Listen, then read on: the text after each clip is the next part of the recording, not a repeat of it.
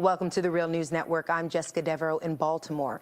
And welcome to this edition of the Bill Black Report. Bill Black is now joining us. He is the Associate Professor of Economics and Law at the University of Missouri, Kansas City. He's a white-collar criminologist and former financial regulator. He's also the author of the book, The Best Way to Rob a Bank is to Own One. Thanks for joining us, Bill. Thank you. So, Bill, you've been working on this series looking at how the DOJ as well as the FBI have been investigating and have been unsuccessful in prosecuting the financial fraud in this country. Can you just talk to us a little bit more about what you've been working on? Sure. For one thing, I have to credit Bob Prash, who's a wonderful economist at Middlebury, who summed it up very nicely. He said, what you've really found is that the Justice Department has channeled its inner Tea Party. It formed a partnership with the big banks, and it blames the entire crisis on little people.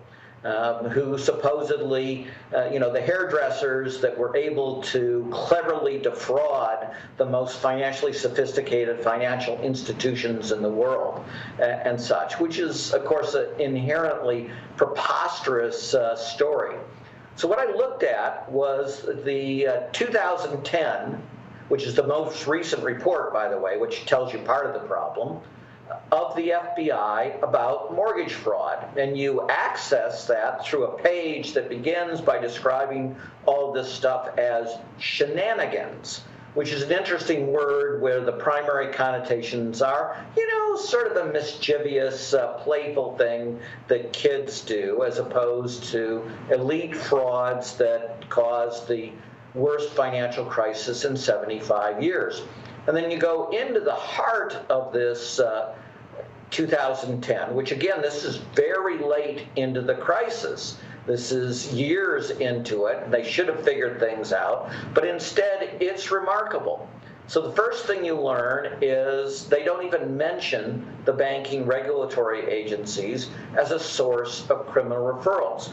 In this description in 2010, referrals basically come only from the industry itself. Well, to state the obvious, the industry isn't going to make criminal referrals against their own CEOs. So if you go back to the savings and loan crisis, again, 1/70th the size of this crisis, both in terms of losses and in terms of scope of fraud, the Office of Thrift Supervision makes over 30,000 criminal referrals against the savings and loan crooks, and that's vital to producing over 1,000 felony convictions of savings and loan folks, and that's only in cases designated as major by the Department of Justice. In this crisis, the Office of Thrift Supervision, the same agency that was supposed to regulate Countrywide, IndyMac, Washington Mutual, the largest makers of fraudulent loans in the world, made 0 criminal referrals. And what's bizarre, of course, is the FBI doesn't even act like that's strange, doesn't explain that this is a difference, takes no steps to recreate the criminal referral process. So what do you do if you don't get any criminal referrals and you have a definition supplied by the Mortgage Bankers Association, which is the trade association of the perps? So the Mortgage Banking Association and the FBI form a partnership in 2007.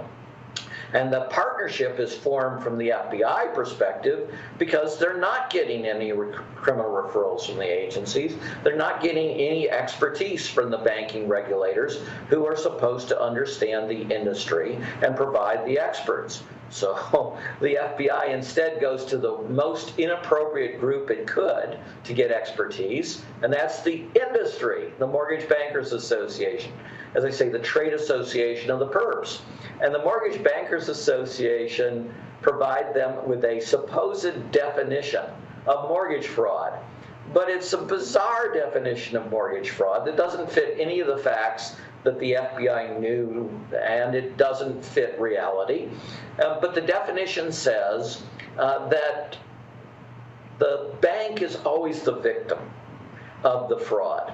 right? And the fraudsters, well, sometimes they might involve loan brokers and such, but mostly it's just, Fred and Mary, homeowner, who lied to the poor virginal bank. And these, as I said, clever hairdressers making $26,000 a year defrauded the most elite financial institutions in the world. And you're going, this is a comedy, right? This is an April Fool's joke. But no, this is actually the official FBI report on mortgage fraud that says this is what they commissioned specially to do the analytics, so they really understand mortgage fraud and so they could tell the rest of the world about mortgage fraud.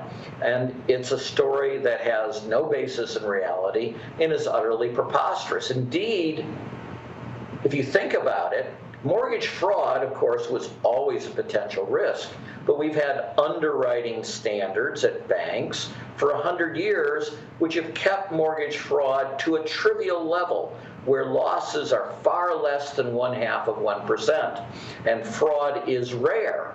But in the crisis, liar's loans, we know from the Mortgage Bankers Association themselves, they're anti-fraud experts, and their report in 2006, that the incidence of fraud in liar's loans was 90%. And we know that by 2006, roughly 40% of all the loans made that year were liar's loans, and we know that it was overwhelmingly lenders who put the lies in liar's loans, and we know that it was almost exclusively lenders who put the lies in appraisals. So these frauds are overwhelmingly coming from the banks, but are being completely ignored because the FBI is operating in this bizarre Tea Party world in which the banks are wonderful and honest, and it's the small people who are the nasty, terrible folks. And as I said, you believe it was an April Fool's story, especially under a president who was African American, an attorney general who was African American, buying into the Tea Party story that it's largely minorities who caused this entire crisis. It's the bizarrest thing I've found in 35 years of research.